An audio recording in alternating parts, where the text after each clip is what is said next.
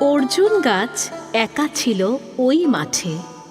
আর্যপুরুষ আভিজাত্যের দম্ভ, নতজানু হল সব গাছ তার কাছে।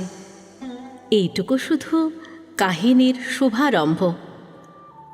কোথা থেকে এলো কৃষ্ণচূড়ার বীজ? যুবতী হল সে কয়েক বছর পরে। সাঁওতালি মেয়ে, খোঁপায় তীব্র লাল। অর্জুন তাকে চাইল আপন করে। নতজানু হবে এমন মেয়ে সে নয়।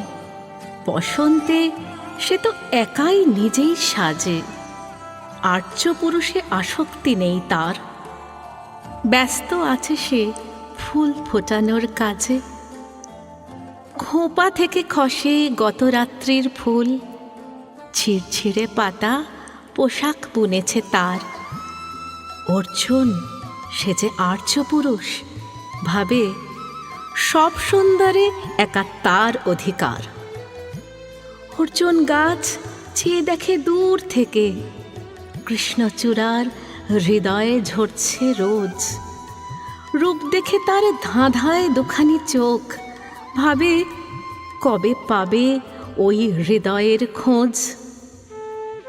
কাহিনী এবার শেষ করি তাড়াতাড়ি। কৃষ্ণচূড়ার জেদখানি বড় বেশি।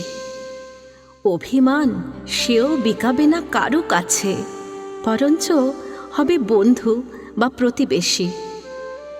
যদিও কাহিনী এমন সহজ নয়।